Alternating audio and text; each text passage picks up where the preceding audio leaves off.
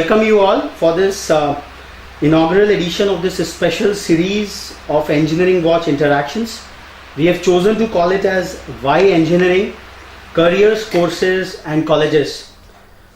So this series is an attempt to educate the impending engineering students about the real state of engineering careers in the country. Careers I say specifically because at the end of the tunnel, it's at the end of the day, it's the engineering careers which you all want to pursue and you look forward for it, and the entire drive of engineering education is towards that. So what kind of careers are you planning to meet at the end of your 4 years of your stint at an engineering institution is what is the focus of today's interaction. This interaction would probably help you to get an overall idea as to how to make the best use of your stint at the engineering institution which you have opted for. This series might be a big relief and departure to all of you when the entire mainstream media has been flooded with the tsunami of inordinate educational advertising. Now this is simply an indication of the fact that a huge information asymmetry exists as to what engineering education is all about, what are the various avenues of engineering careers as such, that the colleges, the institutions are forced to make such a unprecedented spending on advertisement when they could have spent the same amount in building up a world-class laboratory in one or the other areas of engineering innovation. Our approach in this series would be largely solution-centric, because what we feel that any deadlock can be resolved when all the stakeholders are on the single page, on the same page, and we can march forward to have a brighter future for ourselves. So engineering, as we know, has become a national obsession, but unfortunately it's only limited to the engineering education per se. It has not proliferated to the engineering profession as such. We have Colonel Bana with us who would share his pains in seeing the passion of young engineering graduates coming fresh out of college, and what kind of frustration or what kind of change they look forward. So this probably is because the students and their parents have been given tall promises, the 7-digit salary packages which the mainstream media popularizes like anything, glamorizes that as if every engineering graduate is ending up at a 70 lakh package or so, and the 5-star work culture which is probably in some of the very few R&D and IT corporations across the world, and maybe only at their corporate headquarters. So this, when a student is fascinated with, and without the fascination of the beauty and the kind of challenges he would be meeting as an engineer, so this entire prism breaks when he walks out of his college with a degree. So when he lands up at his first job, he sees a different story. The salaries are no good at all. In fact, he earns quite little. He is not armed with the rightful skills. The media, the industry, they say you are not employable. Your employability is just out of 4, only one of you is employable. So a lot of frustration gets into the student. A lot of self-guilt comes into play. He feels cheated, and he turns into a negatively charged, differently charged youngster whose energies are no good to anybody. So what we felt is these skyrocketing expectations which have been set out somehow or the other, we don't blame anyone, they have somewhere forced even the majority of the engineering colleges and the universities, and especially those in the private sector, to make all these tall promises and assurances which they can never keep, which they know from the very beginning that they will never be able to keep. But who cares about promises and assurances these days, when the entire moral compass of our civilization is going for a 6? It's being questioned, challenged and convoluted beyond any redressal. Now, while there is a larger debate which is going on across the world by the thinkers, leaders and scholars to transform the situation at large, we at Engineering Watch thought of why not have a small attempt, because light a lamp and start building up a short trust building measure.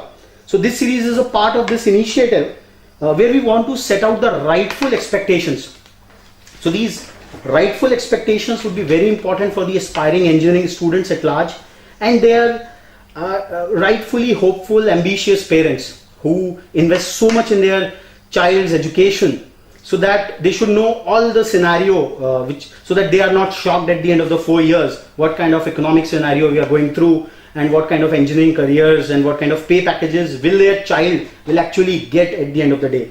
So today we have with us an eminent panel of experts. We have with us Colonel Naresh Bana, who is the Managing Director of BBV Consultants. Colonel Bana has been a veteran project planning, project preparation and project financing expert. He started his career from the Indian Army Corps of Engineers and then moved on to several leadership positions in the private sector, in the Indian corporate sector. He is an alumnus of the Defence Service Staff College and a fellow of Institution of Engineers, India. Colonel Bana is an innovator at heart, and several ideas and concepts and projects are to his credit. And maybe one of a separate interaction would be required to know this aspect of Colonel Bana, for which you might be waiting for another aspect. Colonel Bana has been an expert in handling developing highways and railway projects in the most difficult terrains of the country. We recently saw the inauguration of the Kashmir Rail project when the Honorable Prime Minister inaugurated it along with the UPA chairperson. So Colonel Bana played a leading role in that project. We have with us this evening a young entrepreneur who is carrying forward the legacy of his grandfather, eminent philanthropist and industrialist of his own generation, late Sri Satyapal. We have with us Mr. Aditya Berlia, who is the Pro-Chancellor of the APJ Satya University. Mr. Berlia holds a Bachelor in Science degree from Stanford University and an MBA degree from the Harvard Business School. So equipped with both the Western university systems, he is trying to steer through APJ Satya University through a systems-driven governance and administration. And one of the very exciting part of it, he is also a budding author. He recently concluded a non-fiction novel by the name Tantra, which has a very refreshing touch of his Indian roots. He has put forth a detective novel and a kind of lot of plots over there where you can see a lot of refreshing touch of the Indian classics. So Tantra may be a recommendation in this Why Engineering series. So we are waiting for Professor S.K. Kark, the Honorable Vice Chancellor of the Mahamaya Technical University. Professor Kark is stuck up in the, as usual, Delhi traffic. So we are waiting for him. He will just join in the discussion as soon as he comes. So I start the discussion with Colonel Bana. As to, sir, out of your vast experience in the Indian engineering industry per se, and having seen engineers unfurling over these years, so what's the overall perspective you see of the engineering careers and the engineering education in this country? At the outset, I welcome all the students who are joining us here today, and as Mr. Mittal has elaborately explained, we are really fortunate that we have such large engineering population in this country. I don't know how many of us have analyzed that this country is producing almost 1 million engineers every year, and 1 million is more than 1 million is a number which is more than the total population of almost 50 countries in the world. So you know, you guys, where you stand. At the same time, he also has pointed out that the employability is being discussed in various tones.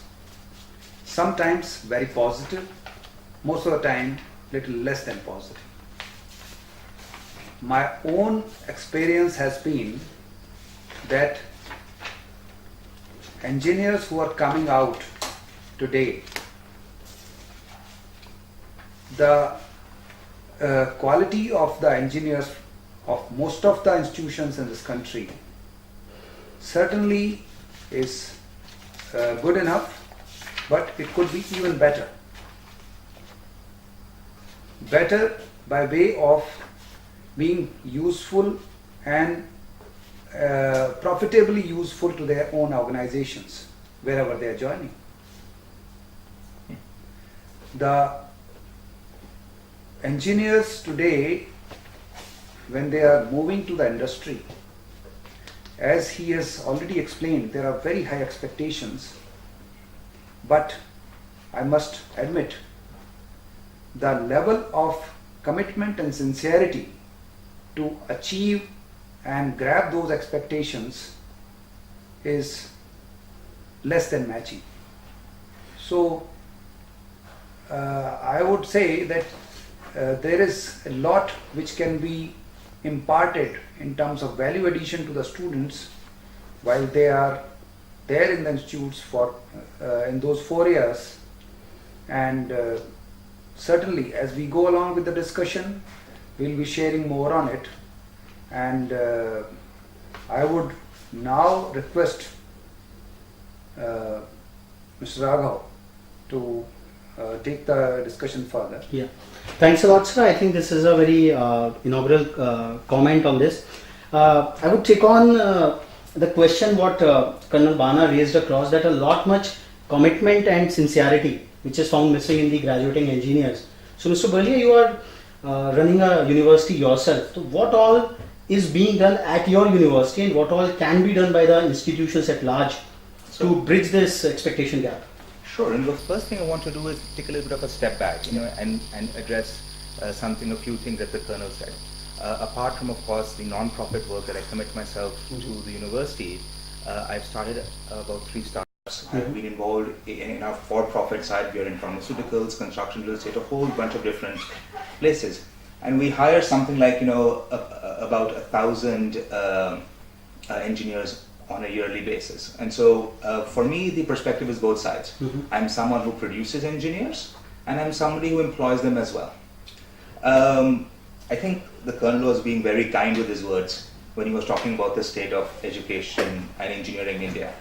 By any measure of the means, it is in an unbelievable crisis mode right now. The country needs a lot many more engineers. There are huge vacancies across the board. Jobs are there and they are going unfulfilled because companies are not able to find candidates with the right mix of the 3 essential things: skill, attitude, and behavior. And I want to briefly talk about what's going on in terms of the expectations that parents especially have and students especially have. And on one hand, you're right, we are seeing these 2 crore starting salary, 3 crore salary. Oh, an engineer has got 2-3 crore starting salary. One hand, we have a lot of engineers who are unemployed or they're severely underemployed. And there is a huge disconnect between what parents think, what industry wants, what academic institutions are doing, and where students fit in. I'd like to make a couple of very brief points on this. The first, which really pains me, most students don't get into engineering because they love engineering. They don't. They get into it because parents are saying lawyer, doctor, engineer. If you don't become an engineer, you are a failure, right? They get into it because they are attracted by the money. Now, if I become an engineer, I will gain respect in life and I will make a whole bunch of money. Look at all these people who are doing it. And some even get into this vague life. I did one of the worst conversations I ever had. There was one. So part of the APJ Satya University, we really interview a lot of the people who come in. Before they do. Professor Kak is here. How are you, sir? Thank you. Fine. Please sit. So we welcome Professor S.K. Kak, the Honorable Vice Chancellor of the Mahamaya Technical University. Welcome, sir. Sorry for being We just initiated the discussion and the topic, Mr. Balia was making some points. I will just brief you. Perfect, great. So as I was saying, I think one of the worst conversations I had with this young child, right? He applied in, great grades, fantastic thing. He should have got into our university, right? But we asked for a little more than just marks. We do essays, recommendations. And so I called him up personally. I said, why do you want to become an engineer? It was strange. It's like, no, because, I can choose whatever I want in life. I said, of course you can. And no one is saying you can't. In fact, we encourage that to choose whatever you like. But why engineering? What is your motivation behind it? Why do you want to do this? And parents, good job, great career prospects. But throughout a half an hour conversation, there was not one thing which I learned from him, that you're 17, 18 years old, you say you want to do engineering, but that you actually really loved engineering, want to do something in it. I can understand at that age being confused, not knowing what you want to do in life. But there is, it's an intrinsic love for the subject that you want to spend the next 4 years learning, and at least the next 5 years after that in your profession. I like gadgets. Okay, which gadgets do you like? I like a Samsung Galaxy or an iPhone. What about it do you like? What is there something intrinsic? You like the chip, you like the circuitry, do you like the design, the software, the GUI? Blank. I like gadgets, I want to become an engineer. That's one part where there's an expectation of a student that if he doesn't like a subject, he's getting in. He may be smart, but you know what? 8 years of doing something you don't love, that takes a toll on the soul. And you'll never be great at something that you don't like. The second problem is this assumption that when you do an engineering, you get an engineering job. The highest salaries today that you're getting have nothing to do with engineering. Most of them go into investment banking. A lot of them move into computers, as in computer software programming, which is more computer and computer engineering, and to fields which whatever. And every 4 or 5 years, there's a new fad field. Which is, okay, we want to find the most intelligent people around the world. They go, they say, look, there is nobody in our field, nobody's giving in degrees in our field, no one getting an investment banking degree right now. Right? So let's find the next smartest guy in the room, who's probably an engineer, bring him, use his mathematics skills, use his skills there, retrain him and doing some other job. Right? Most entry-level engineering skills, unless you go abroad, are not going to pay you the kind of mega bucks that you're hearing in the degree. And so there's a very different expectation that which field will get you which thing. Third, I want to go back to parents. I know you had mentioned, and I love that you had mentioned this, so many education institutions are coming up. You open the newspaper today, it's like watching a proliferation, this engineering institute. And when I talk to parents, I say, what would make you choose an institution? Right? And the problem is most parents don't know. Right? They haven't been taught, or they don't have an idea on how to measure institution. They look at 4 or 5 different things. First, they look at rankings. Right? Most rankings in India, with very few exceptions, are for sale. Right? And whoever paid the maximum money, and there are some institutions there which I'm astonished that how have they come. But they kick in, they'll include IITs and IIM because they know no one will trust the ranking, but then every third or fourth chap introduce theirs. That's a very hard way to measure. They look at infrastructure, right? I know so many colleges and universities which look like 5-star hotels. Beautiful campus, fantastic dorm. Parents look at it and say, yeah, infrastructure is acha, must be a good college. What they don't realize is they spent all the money on the infrastructure, they forgot to spend on faculty salaries, they forgot to spend it on teacher training, and they forgot to spend on academic labs and institutions. The third issue that comes is that, after doing this, placements kya hogi, right? And this drives me nuts because you'll see a placement brochure, our person has been placed at ICICI Bank, at HCL Technologies, as Infosys, as Wipro. What they won't tell you is whether they got placed at ICICI Bank's call center at 7,000 rupees a month, or whether they got placed at the highest banking unit at 7 lakh rupees a month. Right? Just HCL, ICICI, Infosys, Wipro, Tata, Facebook, they hire at all levels. When I was at Stanford would hire its customer service team from Stanford students. So you would work at Google, but your salary compared to a high-end engineer who was hired by Google is a 4x difference. Right?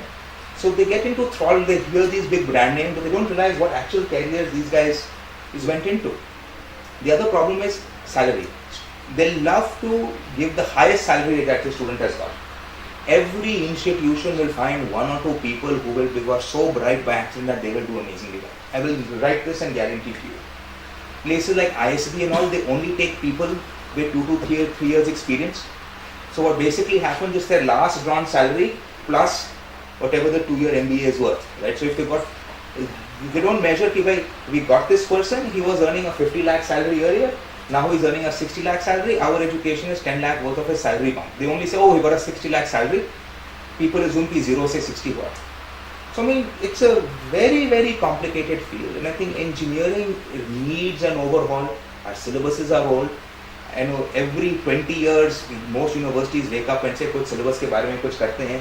Everybody talks about research, but India is not even ranked in the top 300 places in doing research. So I mean, like I said, I think Colonel has Adi started has, off on a very diplomatic note.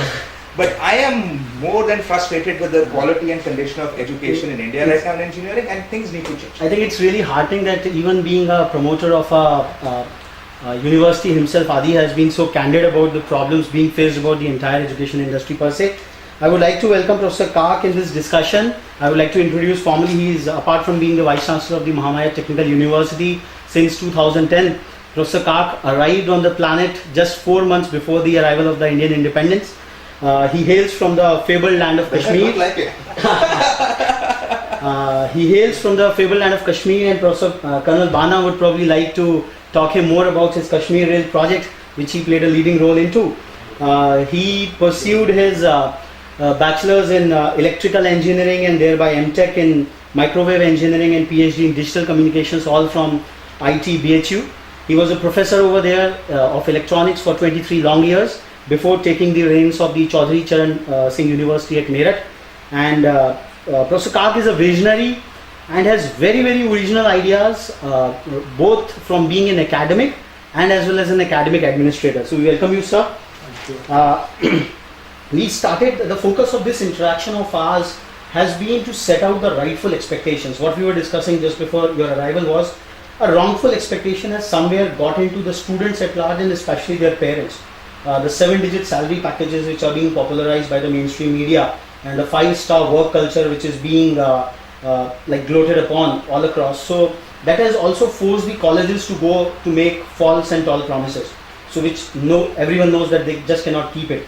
Now because of this commitment versus delivery gap, there is a lot of frustration in the market, and the market is going at a downward spiral, where, as Adi rightfully said, that the economy requires for its futuristic growth so many engineers, because tomorrow's economic growth will be really powered by the scientifically qualified, technically qualified manpower, and which India is in a great dearth of.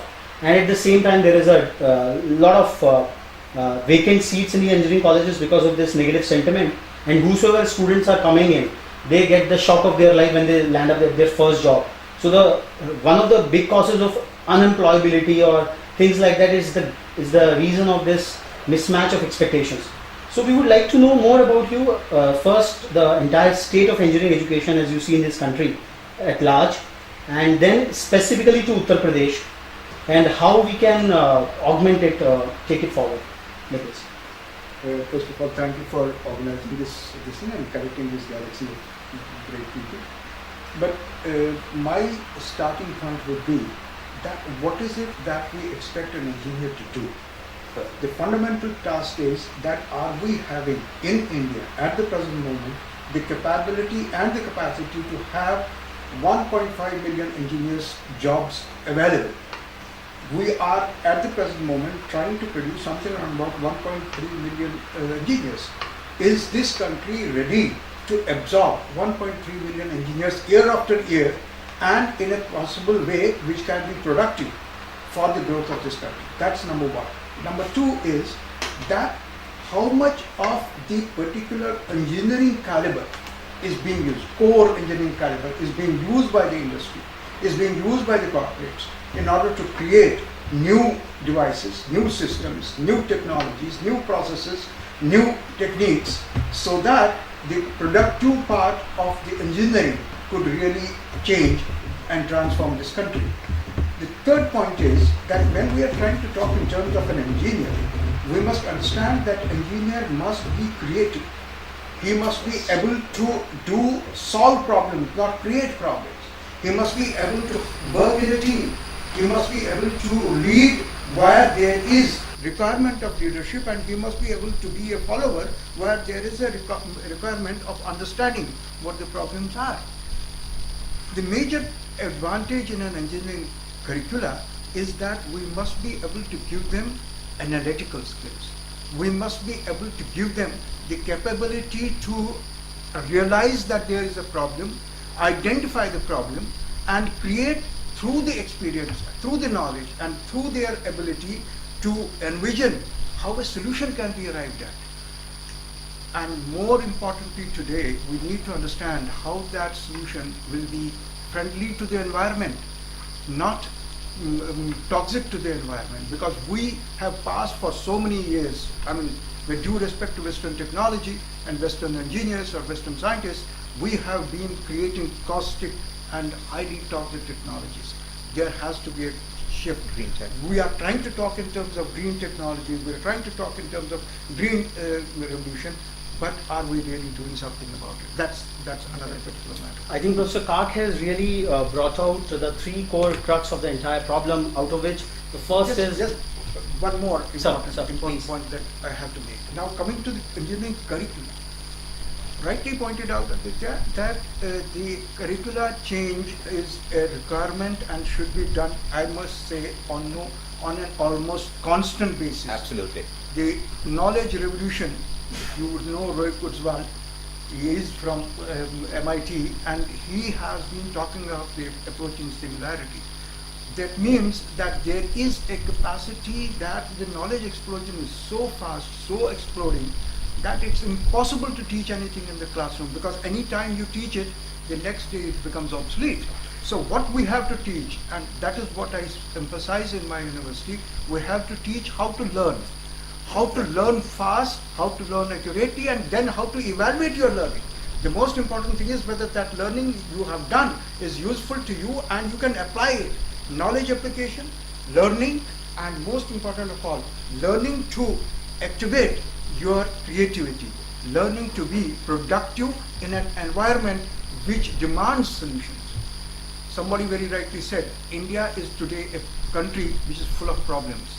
We are having 1.3 million, approximately 0.8 million students come out as engineering degree. Where are they? Why aren't we able to solve our daily problems which dodge us and which are killing this particular country and not improving the quality of life of this student? There is nutrition problem, 50% of our children are malnourished. We are every day talking about a country which has got defunct health system.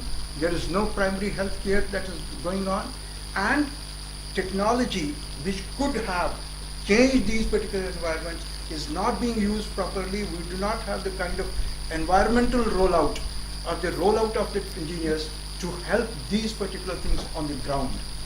We might be talking about software and whatever, but that is not really the issue. The issue is, are we, and is this country really taking and charting out which are the prime problems, scheduling them and scheduling the use of jobs. We have, I can tell you that about 10 years back, every college was trying to shut down its civil engineering department. I remember that. Yes. Today we are short of civil engineers. And we have everyone coming as computer science or IT. He cannot replace a civil engineer.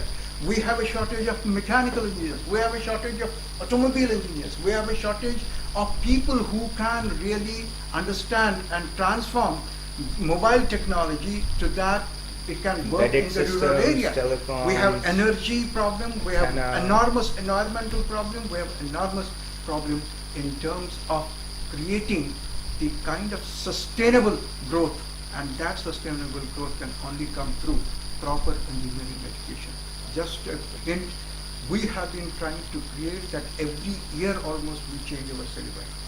This is the first institution where biosciences and geosciences have been brought in first year, so that, because majority of our students who come with PCM background have no understanding of biosciences. And they have no understanding of biosciences, and while we design every system for life support system to people, and if you do not know what is hurtful for biology, if you do not know what is hurtful for life sciences, you can't work. And geosciences are something that is very, very important in coming year, especially for a crowded country like India. We must understand that. So what Sir has been trying to point out, and Sir has very detailed analysis of the three larger problems: the problem of quantity, the problem of quality of engineering jobs, and then the entire problem of teaching pedagogy and the teaching innovations which are required. But at the same time, sir has brought about that there is a humongous opportunity in this country where what about this 1.5 million engineering talent pool, it can be absorbed.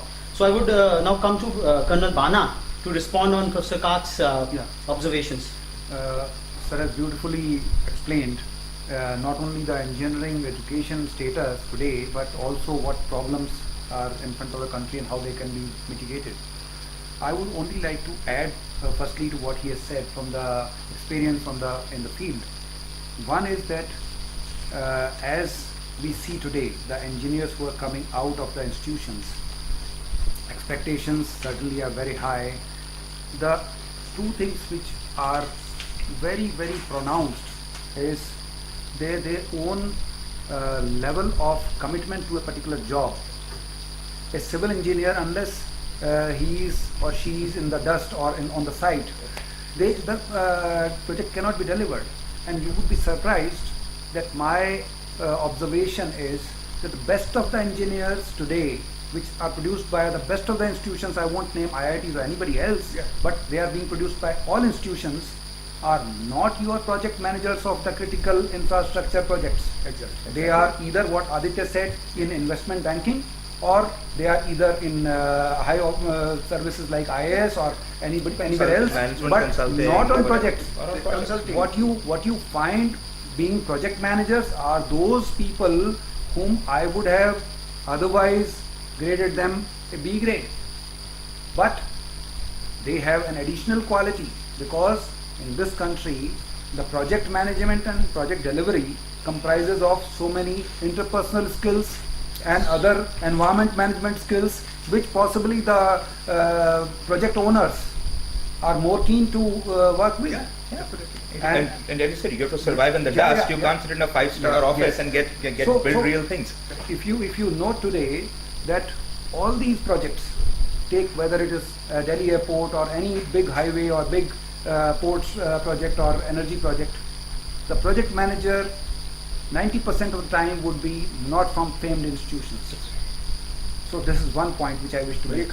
Let me add something. So Sir had mentioned some of those things they are doing in their university. I want to just briefly, because you'd asked this question and I realized I didn't quite answer it, of how we've tried to turn engineering education on the side. We've of course been very lucky to have some of the top universities work with us and their members on our advisory board. We've redone the entire academic system of our university has been redone from the ground up. We took 2 years to rethink. It is nothing like India has seen before. It closely mirrors the models of the best institutions, particularly Stanford, Brown, Harvard, and Cambridge. And we tried to ask a very simple question. If the best universities today said we have to reinvent our entire academic system from scratch to face the challenge of the 21st century, what would it look like? And I'll give you some of the features that we came up with, and this is particularly applicable for engineering education. First, once you get entrance to the university, not to a particular program. So you come in, you barely come out of class 12, you don't know what you're doing, you have to choose mechanical. You're stuck for 4 years in mechanical, good luck. Once after the first class, you said, okay, maybe I made a mistake. Right? So we said you come in, you spend 1 year, we take different engineering subjects, take different courses. Only in the second year you have to decide what you actually want to do. Okay? And so that ability to specialize is a push a little bit later. Second, we force them to take what we call the core, which is subjects from 11 different categories. So an engineer has to take a course in philosophy, has to take a course in linguistics, in statistics, in sociology, psychology, management, and a whole range of things, because we believe that at the very core, as you rightly said, you have to have all these skills to be an effective engineer. I'm with you. Third, research. One of the big things that we said, we have a system, what we call mark to market. Mark to market means that if a faculty member, and we are completely on the semester system a long time before DU was on it, and we believe that if you need to change your syllabus, change it. For us, this is something which I've never understood in Indian academia. Either you trust a faculty member to teach a course or you don't trust him. If you trust him, let him change the syllabus in class. not have like a big committee of 20 people who sit for 5 years thinking of what's one. I see these Delhi University things. One book is to be changed, halla gulla, riots. And guys, you know, this is engineering. Everything changes there. But for us, research, we get undergraduates to get involved in research from day one. That sir says you have to teach them how to learn. We know by the time they exit our university, everything they've learned is obsolete already. I wish to Day make one. one more point. That is, I have seen that as engineers, if you see all around, because most of the visible things, tangible things, whether it's civil engineering, mechanical, electrical, electronics, are created by engineers. And most of the time your heart goes out when you see things not being done the way sustainability would demand it to be. Right? Green technology as well. I don't know how many of us have noticed before the Commonwealth Games in New Delhi Municipal Corporation area, so many places you found granite being laid out on the footpath. I mean, that is Criminal wastage of no more than that. You would have noticed that on the footpath now, you have yellow strip tiles. Those are for visually disabled people, for them to help walk. guide, right? And what do you do when such tiles are ending at a tree abruptly. or abruptly? So That's this is I know that. and lot many structures you will find over designed. I would say that we also need to bring in an element of ethical engineering, and that ethical engineering should be substantiated with case studies from the field. I don't know how many engineering colleges today are following the case study method. I would like to interject here, bringing in two major points. Number one, I think engineering today needs to, you said case studies, I would like to say project-based education. Yes, It is the only way in which you can really teach to a student how to understand, analyze a problem, how to apply his knowledge, and how to get results. And what we are trying to do. I'll just give an example. What we said is that every engineering college is surrounded by small and medium industries. So we have a problem in this country that we have long neglected small and medium industries, which are really the brain. I mean, they are contributing hugely to the GDP of this country. more than 60%. That's right. That's right. So we have forgotten them. They cannot employ a high-tech engineer. Yes. They cannot employ a high-tech manager. They can't employ a high-tech sales force. So what you have to do is, I said, my second year student will go into the nearer these SMEs, try to understand what product they are designing, what Correct. processes they are using, what kind of material they are using. Come back and talk to their faculty that this is what I observed. Write a small report. And based on that, can we have a small team to tell them that, okay, this is the product, this is the flaw in this product, you can make it cheaper this way, you can use a better material this way, Wonderful. and get into the job. So once he starts doing that, his industry improves, his understanding of engineering improves, and his ability to solve problems, his ability to identify problems improves. This is the kind of education. Because that is solution-centric approach, as you rightly said. And I'll give you a live example. Sir, I completely agree with you. One of the big things which gets me a little bit upset. See, when we talk about innovation, R&D, solving problems, right? I see this macro. We will solve problems. We will do innovation, R&D, millions of dollars, billions of dollars. Yeah. We will set up a new university with 800 acres of land and call it an innovation university. But you see, actual innovation happens on the ground. I'll give you a great example. To demonstrate this, we invited about 10 people from MIT Media Labs to come in. We invited about 180 students from all colleges across the country to come in, and we locked them in a school for 1 week. Sampet Todaji came and he inaugurated the entire occasion. But they had to go from zero to a marketable product which was revolutionary within 1 week. And it's not just an idea on paper, they had to have a working prototype in 1 week of that idea. Sam is very good at this. Sam is a real Sam is- magician about these Right, products. and so he had come as a chief guest there. But what we went, students who said, what do you mean you want to run a product? To create a product, I need 10-20 crore rupees, venture capitalist funding, 2 years, an engineering of 6 guys.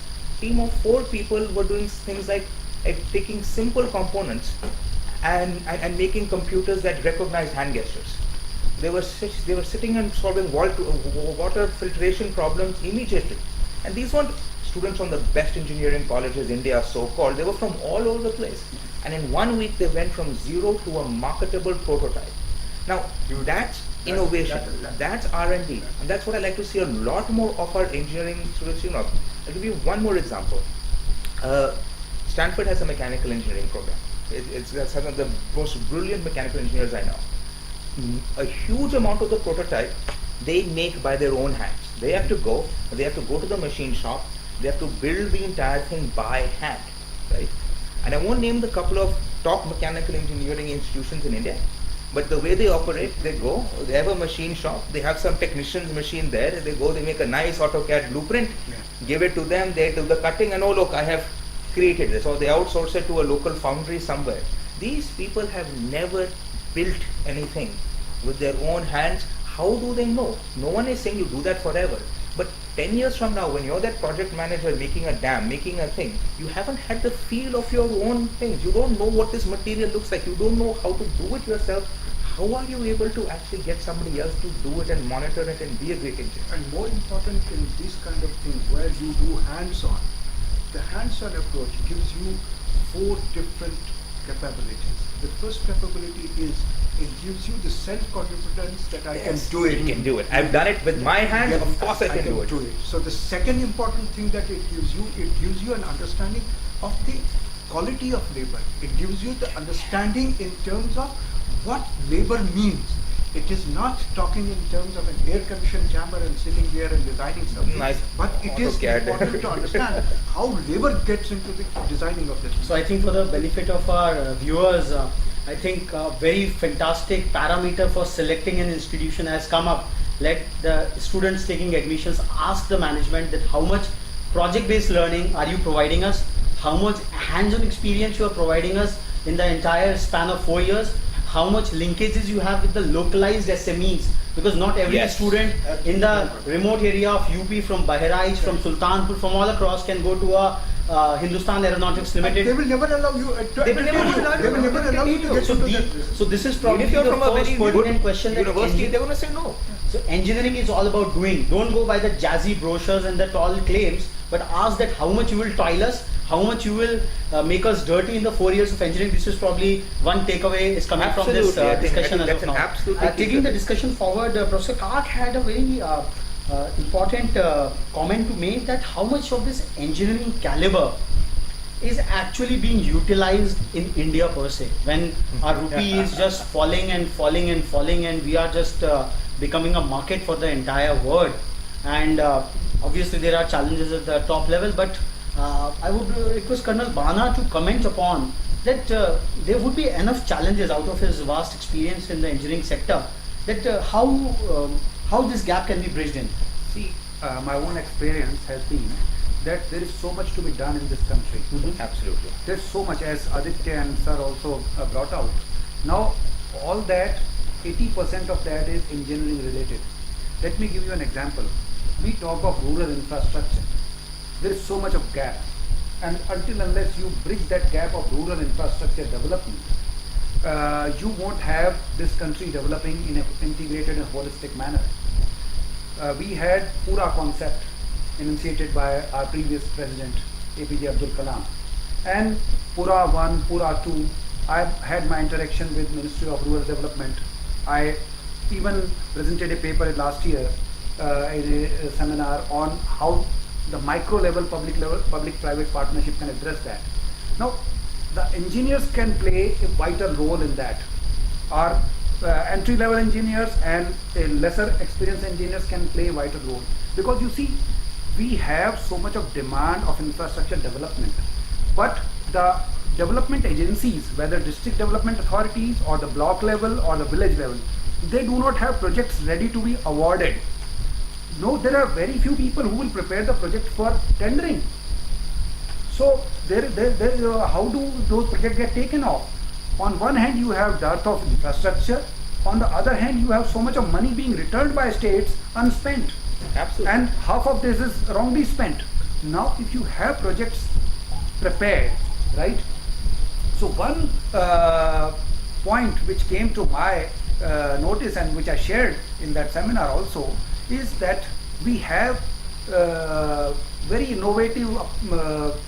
After all, how do you develop infrastructure using government money? You have to find the find the lowest cost, right? So how do you do that? That is where the problem I will- is. I'll We come have to you. always been talking of lower cost. But Look, it is the Better costing design. the Design. costing Elegance of design. is totally haywire. you know, sir, one could be a modification. That great Indian jugaad could be like this: that we have a well-established system of Swiss approach method of price discovery. In Swiss approach, what is done is, if I am a promoter, I come with a project to you as a developing agency, like District Development Authority, and I say, here is this village road, I would like to develop, I have this report ready, I would like to develop it in so much money. Now, in that approach, okay, fine, that person's report is kept because he has invested some money in that. So then they call for bids, and this guy, by virtue of having been investing into preparation of that project, Is able to write in the specifications. he has the right of first refusal. So the lowest bid is first offered to him, whether you would like to do it this rate. If he gets profit, Agrees to that, yeah. otherwise the other one can do it. So department gets a prepared project in return. So and this I guy would just like to intervene But over here sorry, because the audience out here is not the government officials. Yeah, I know, over I know. here. So it's I just want to- predominantly on a similar line. Engineering Watch had initiated this entire concept of eGov campus. What we went to the Department of Information Technology and we went to the National Informatics Center when Professor Moni was the Director General out there. So what we felt is there are a lot of IT projects across at the district level which the students, final year or pre-final year students of engineering can take it across. Now taking cue from there, you are saying that at the district level projects are not formulated. Now this is probably one area where the civil engineering or the architectural students can be given the task of framing a project proposal and preparing for the line agencies at the district level. Yeah. So probably this is one task which the colleges can take up over there. Sorry, can I just grab one thing? Just on the other side of the government thing. One thing which I really want to make it clear. See, we are talking about 4-5% growth now. With the increase in the repo rate now that the RBI has done, we're going to see even a more decline. Rupees at 60, we're all suffering and all of that is there, right? But till today, I have never met a single industrialist, a single person who runs a company that has said there are too many engineers in India.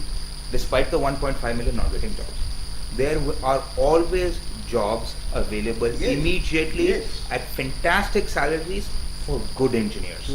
There are not jobs available for people who are average, mediocre or bad engineers. And I'll tell you the difference. I want to really go back to two simple things which you notice. First thing, as sir says, do you have an intrinsic love of learning?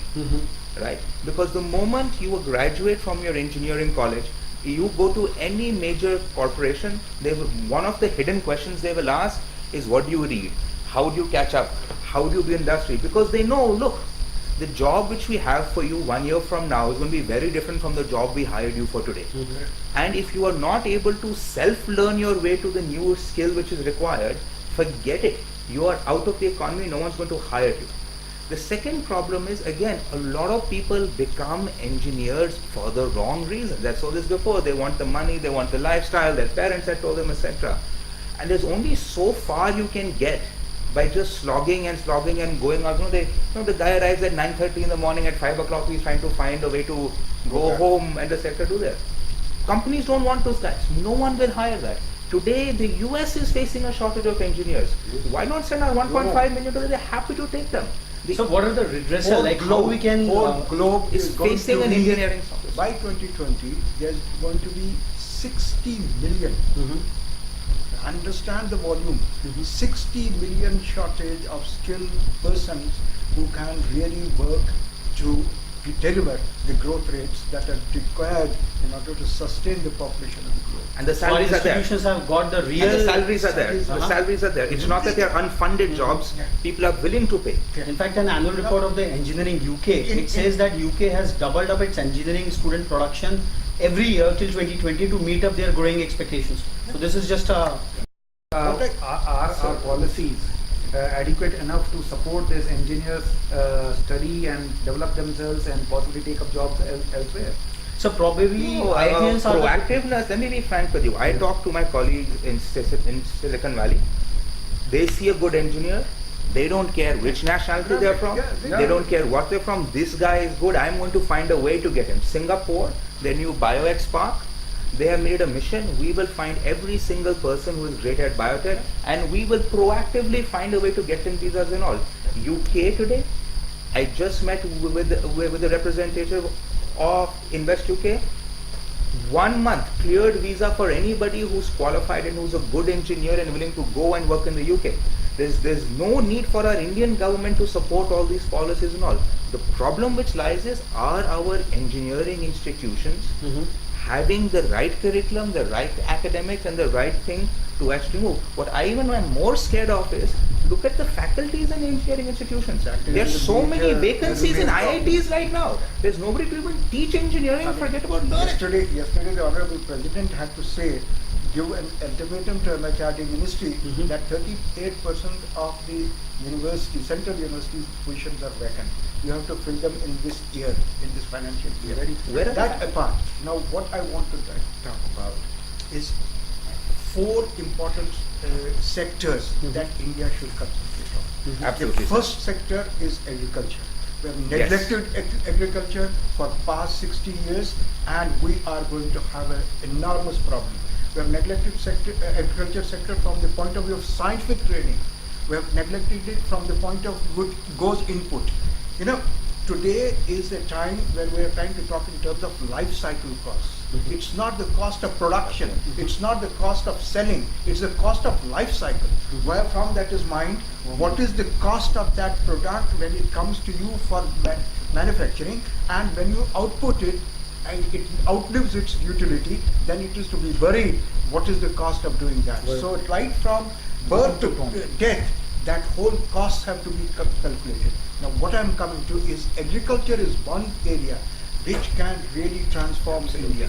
That one sector has been neglected so badly, and we are in such a dire state as far as so much of acreage is become non-productive because of overuse of fertilizers, overuse of pesticides, and overuse of certain particular things. And there are massive investments by companies. So we are going in to this. see Exactly. agricultural courses in MTU colleges, sir? It's not a question of agriculture. Please don't misunderstand that. What we need to do is, we need to understand, we need to tie up across the engineering disciplines in order to understand agriculture. Okay, but it's not just But it's I- biotechnology, it is mechanical, it is electronics. It's a irrigation, convergence of the various sensors, disciplines towards machines. agriculture. It's Yeah. an entire So ecosystem. Today, Got it, got it. Today we are trying to offer different kind of engineering. We are not talking of engineering, you know, these silos, vertical silos that we have put engineering into is going to be dismantled, and if we are not ready for that, we're gone. I think we got have a to lot of set- questions from our viewers regarding this, like, should I opt for a career in electronics or mechanical or computer science? So I think all these questions are answered in one go, Yes. that engineering is in a transformational phase and it's the age of interdisciplinariness. You just pick up any vertical and just learn its fundamentals, and above the board you will come in your 3rd year or whatever. You will see But the only thing I'll interdisciplinary add aspect. is that, pick something that you love. Yeah, yeah, that's what Because Adi- you'll actually be good at that. Sir. If you Change your pick attitude to work. Sir. Change your attitude to There work. is no degree being offered in any college in the world, and I'm being a little bit extreme on this. You graduate in anything that you love, and you will put your heart and soul. You will I think make there is money, a core of and you Adi's will novel. be happy. All of you should really go to Tantra and read his novel, where he has put this spirit very unequivocally. So The please, second sector. Sir. The second sector is going to be our infrastructure sector. And the I think third that- sector is the health sector. And the Healthcare. 4th important sector is our housing sector. Sir, Urban development. I mean, I'm not talking of housing per se as such. It has to be having energy, it has to be having environment, it has to be having the capability to self-clean, self-maintain and self-energy sufficient buildings. We have to go for that if we have to survive the coming 30 years. I'm confident about it that engineering solutions are available, already available. The only thing is how to put them together, how to make them into a project and create buildings which are self-sustainable, which are self-recoverable, and most important of all, why did we start teaching geoscience? India is a seismic prone country. We are an earthquake prone country, and if we are designing buildings which are not safe for earthquake, 4, 5 and higher this thing, we are doing a mistake. We are trying to And we've advance seen the disaster. amount of deaths that have happened to the natural disasters in the last 5 to 10 years. Absolutely. We should have known that. We should have predicted. We should have designed buildings buildings. to withstand those. I think we have fairly addressed the first question of setting the expectations right.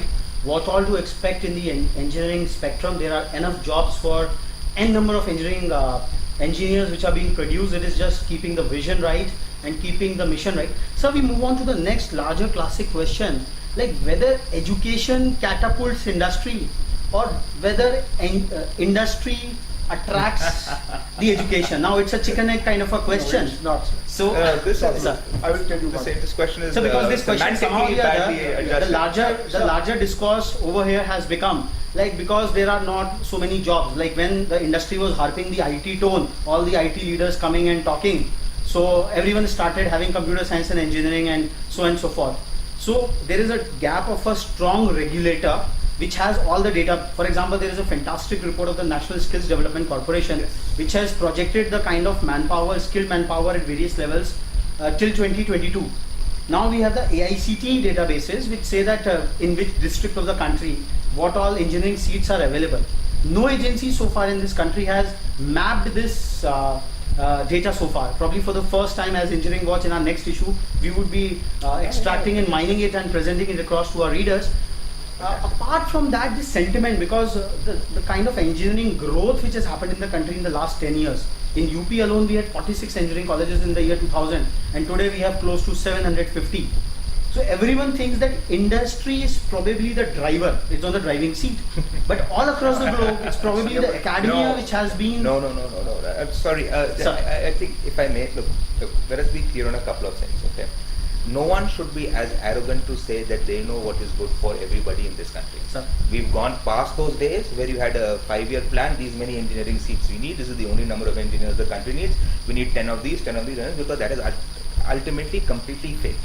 Market forces describe supply and demand, and they are the ones who are going to set what jobs are available in what different things. However, there are two parts of this equation. What does industry actually want? And why are there so many engineering colleges that have opened up? I'll be very blank with you. Most of the large spurt in engineering colleges have come. I'll give you a simple story. Here to Haridwar, you go, about 50 to 60 random colleges have opened up things. I sat and talked to a person, sir, you know, you have been in education for 45, 60 years, can you give us some tips? I said, yeah, why did you open a engineering college? He said, aisa tha, we had agriculture land. Getting it to convert it to commercial would have costed too much money and too much time. So we converted to an education, we put up an engineering college, at least the mortgage will be paid. Hopefully in 5 years we will, they made like a 5-star hotel, in 5 years we'll convert to commercial and then we'll just reconstruct the room and all. So we have a huge number of people who suddenly entered this field as a business without really understanding the first thing about what education is and what India wants. So they look, That's a very pertinent point. and most of them, they get 2 or 3 good faculty members, website for so and so. Should we shut these colleges down? No, or is there a absolutely different no. approach? Look, Yeah. for me, it's very simple. Like, So, for me, it's like a very simple. Like, you know, it's about a consumer, right? I don't mind if a engineering college, you say what you want. ISB today is illegal.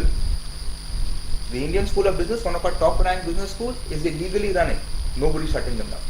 Okay, let me be frank with you on that. The enforcement ability of our regulatory agencies is absolutely negligible. What I do want, however, is transparency and accountability. If you as an engineering institution make a claim, you should be accountable in a court of law, in a consumer court for the claims you have made. If you say I am this person, I have this faculty, this is my thing, then it's the consumer's fault for picking the wrong engineering institution. But if you're making all sorts of fancy claims which you cannot back up with real data, this is one problem. On the industry side, industry really doesn't care. All they want is to wake up in the I morning. think this is a very pertinent question which Aditya has raised out, that industry really doesn't care.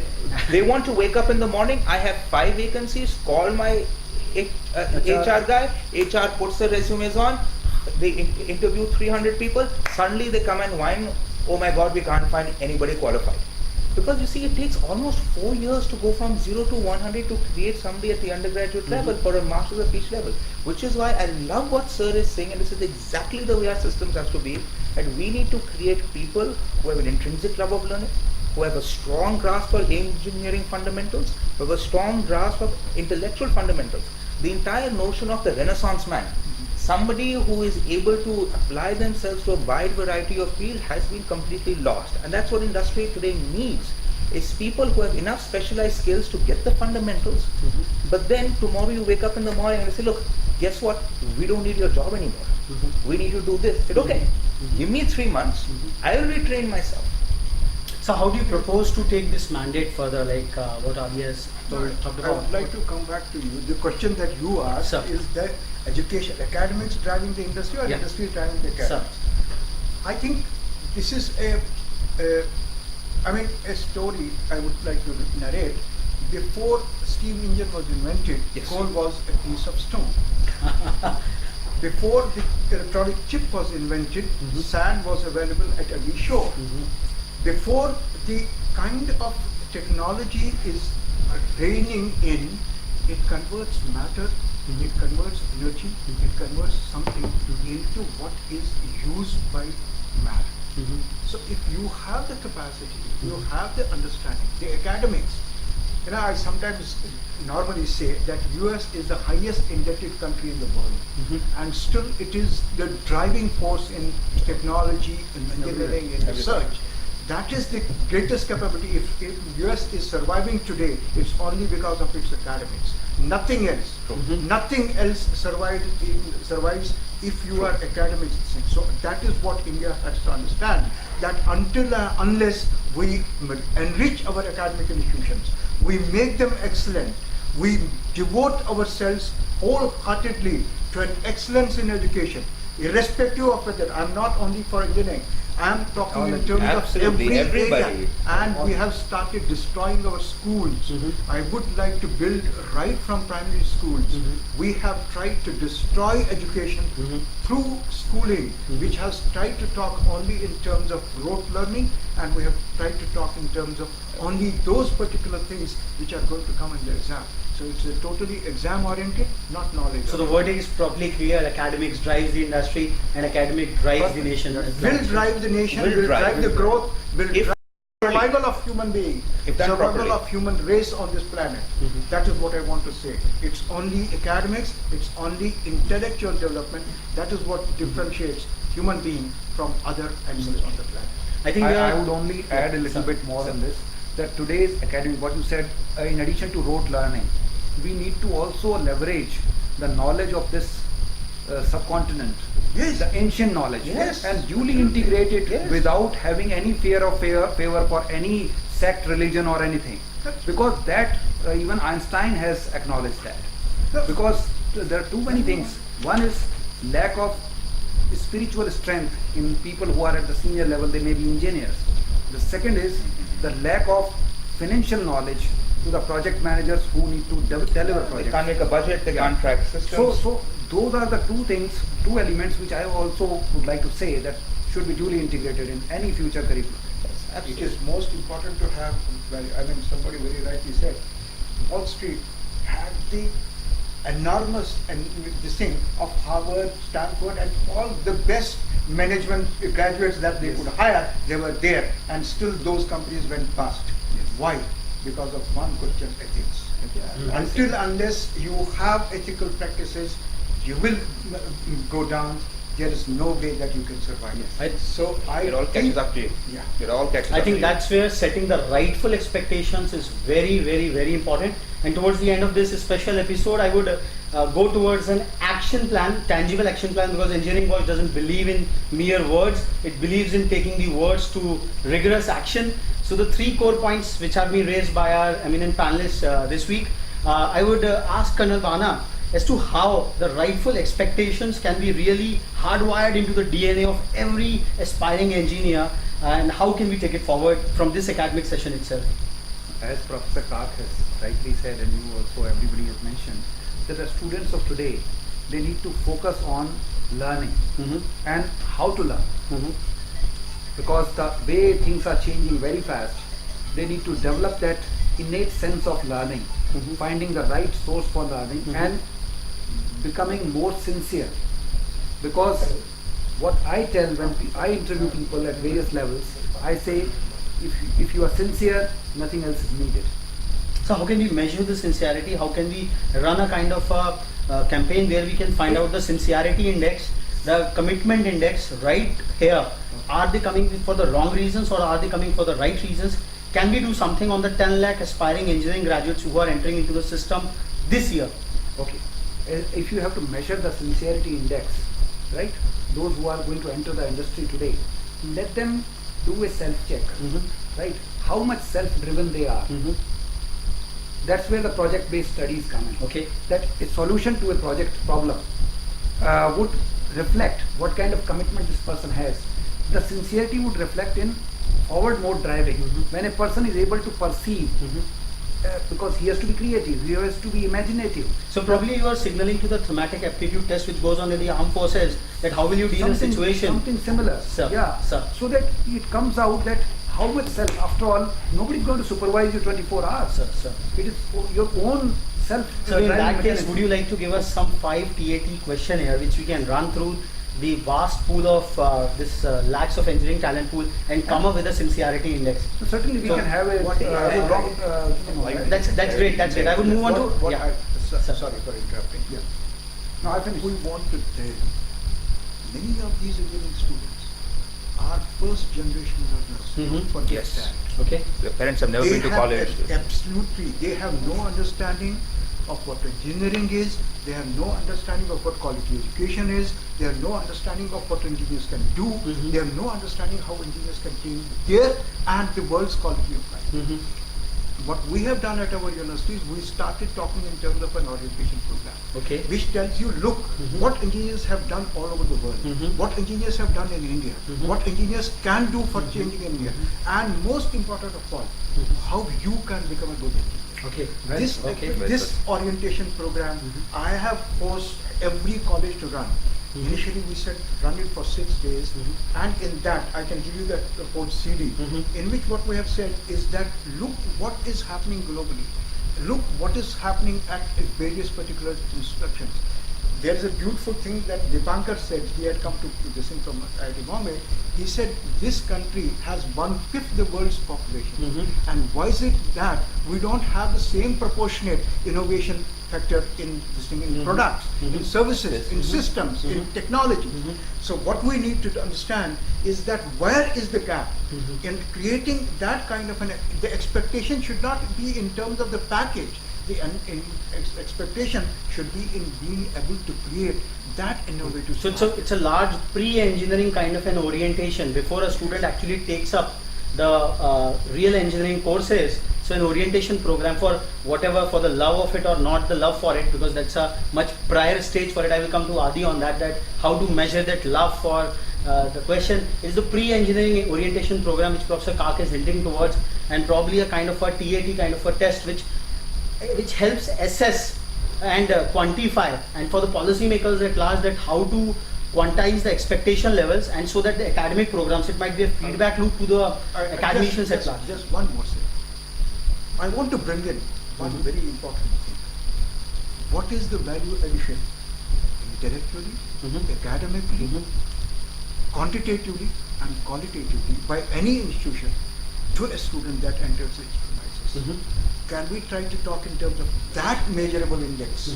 Can we try to understand what value addition is done? A to B principle Really, rather than really. So that would probably require a Yes. baseline study. Yeah, Like that the is why student I'm has saying- come today.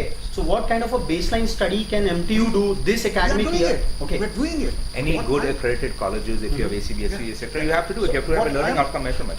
What I'm Which we trying also to do. talk in terms of, I am not, I mean, I respect what is being done by ABET, that it is the output-based I education. love a bit on that. But I am trying to say that in India, what we need to do is we need to do process-based accreditation. Okay. I'm going to talk about it and I'm going to write about it. Process-based. Why process-based? It is the process that transforms. It is the process that gives the output. It is the process that will understand individualistic requirements in terms of the input and then design the structure for him to achieve superior a certain output. particular compatibility. This capability is what we need to define in terms of what is the competence level of an engineer, what is the competence level of a doctor, what is the competence level of a biotechnologist, what is the competence levels of an agricultural engineer or whatever. So We how have- soon we will be having that kind of a framework ready and that can be public? It will take me about a year's time. Okay, Yeah. okay, Yeah. so Wonderful. that's quite hopeful. Sir, you mentioned about But that to- 4 sectors. I will just end I'm up sorry, with Adi. but I just want to speak about love before we run off. But I don't know, sir. No, that's the last. that's the last with which I wanted to. So you Sure, mentioned sir. about 4 sectors which India should really look for in future. So now a fascination of an engineer. One is obviously the expectation level of him and giving him a pre-engineering kind of an orientation because he's a first generation engineer in his own family. Now you talked about agriculture, infrastructure, health and housing. Now these are the problems which even a child who has come from the remotest village of Uttar Pradesh or this country knows, and he suffers day in and day out, and there is no better person who has faced it, not the Delhi kids or the metro kids who have faced it. Do you propose for all the incumbent students this year to pose a problem challenge to them that list out 5 problem statements in all these 4 sectors and throughout your career of engineering and try to solve at least one of them and we that is what we publicize try it? to do in the orientation program. Okay. We try to tell them what is it that you would love to do in order to change the society. Okay. What is it that excites you? What So, but that is it makes you- documented somewhere? Can it be a web page of every student which he follows, which he carries forward all through 4 You years? know, Mr. Minkar, what we are trying to do is we are not trying to hype it up. Sir. We must understand one thing. Mm-hmm. Education is a very slow process. Okay. It's not a revolutionary process. It's an evolutionary process. The human mind has to evolve. The human attitude has to evolve. The human conditionalities have to evolve. So what we are trying to do is we are trying to do it at a scale because as So, you but rightly I would said- like to just intervene out here.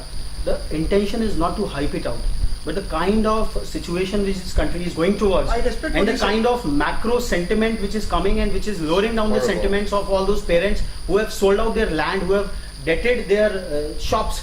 So they need a confidence that this country needs these many of engineers. We do. This country has enough potential, and this is what our universities are doing. So probably this hyping, this limited hyping as to their child's future are in real safe hands, because the kind of larger mainstream media reports which are coming day in and day out, they just talk about the top-notch institutions and they project a very dismal state of things. So, this is I think a good time to come in about whether you love engineering or not. You see, I go back to the same thing which I started this off. If you do not like what you are doing, you will never be good at it. You will never be the person who a company will want to hire. You might get a good initial starting package because you went to a good institute, somehow you studied very hard, you did it, you slogged your 4 years. So many people who even graduate from MIT, Stanford, etc., they become engineers. They really wanted to. They had student loans to pay off it. They get a great salary. After 3 years, they feel suicidal. Right? They can't continue. At the end of the day, when people ask me, what is your ideal outcome for your students graduating from your college? I said, I want them to be happy. I want them to find happiness in life. And you can be happy earning 5 rupees, you can be and you can be unhappy earning 5 crore rupees. Very true. This is why I always come back to, when it's about engineering, it's about figuring out, is this a subject which I love? Right? And there are a few ways, and there are some very easy tests which you can do it.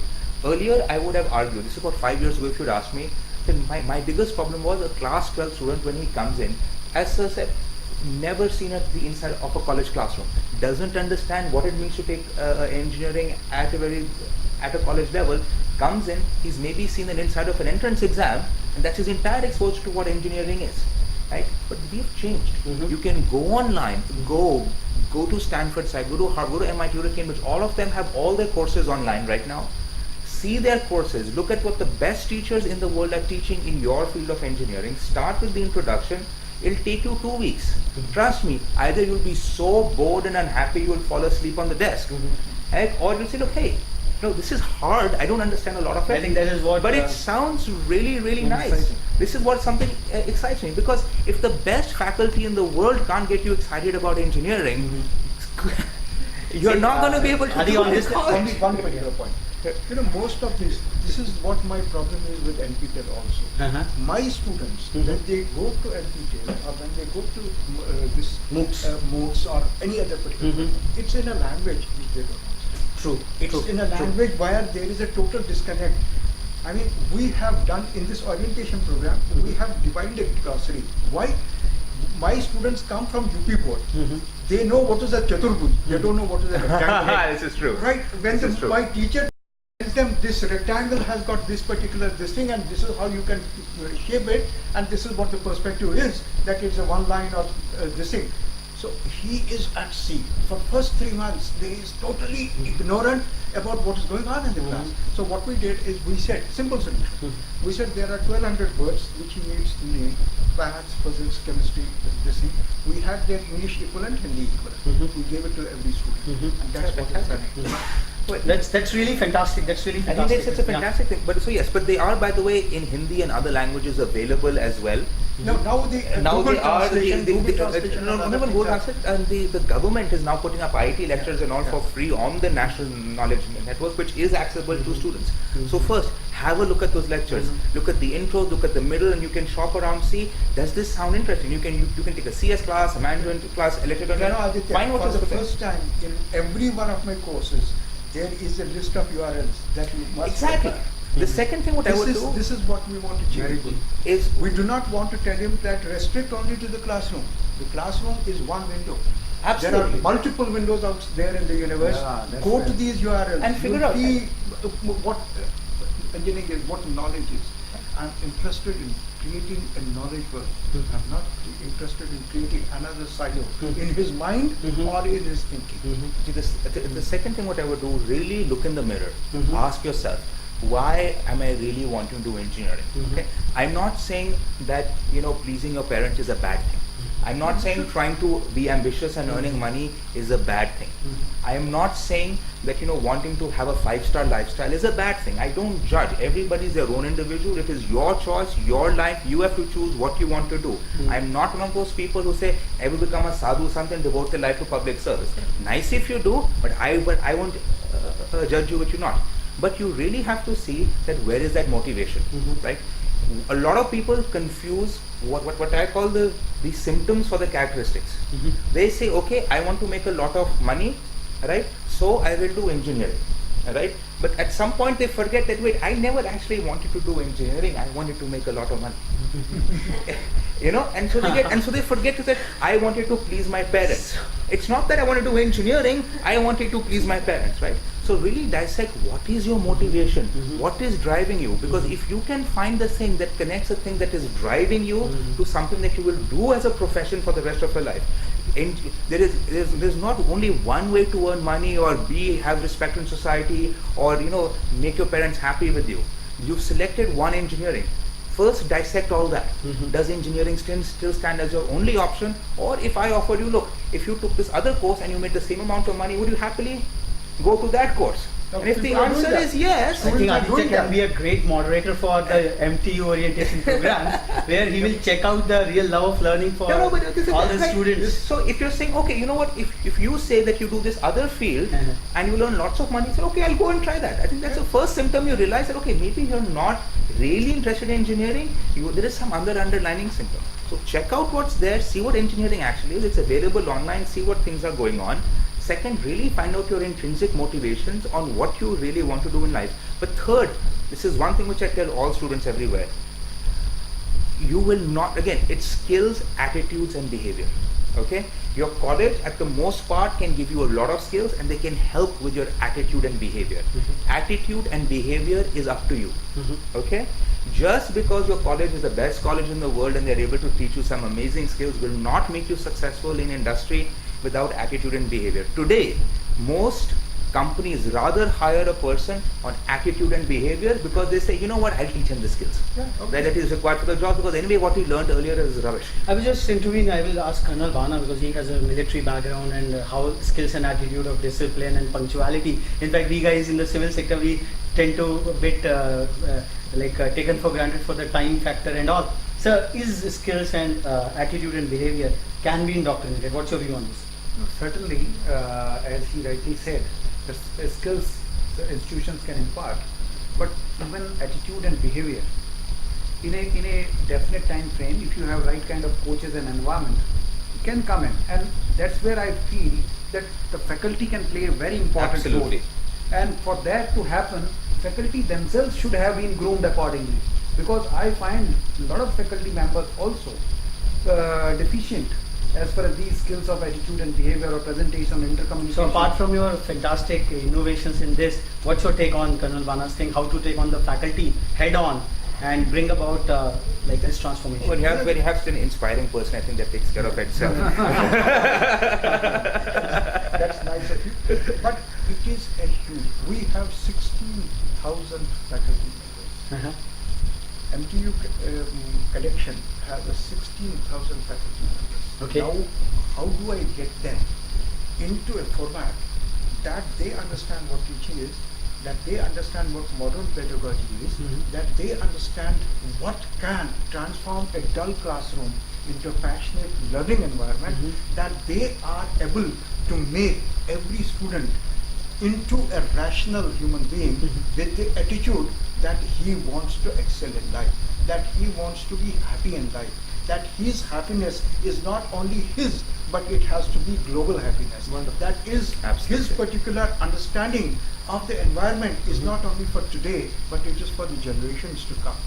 These are the attitudes and things that we have to try to tell our faculty. So I think for the students at large, it is very important to meet some of the faculty members at this college they are going into, interact with them, test their passion for learning and teaching, and that's where the real test of an institution would lie. Absolutely. Absolutely. And just make sure, look, we want every institution puts up its best foot, best celebrity faculty forward. One of our things which we have tried to put, the more senior the faculty, the more introductory course you have to teach. Okay. Because the person who has the maximum knowledge should be the first person an introductory student should meet, because that will only gain them the passion for the learning. So make sure that the faculty you're meeting are the actual faculty who you will be studying with for the next couple of years, and not that you met some very nice faculty member, but guess what, you'll see his face fourth year, or maybe for when you're doing your PhD studies. I think we had a fantastic interaction, the fantastic inaugural edition of this Why Engineering series of Engineering Watch interactions.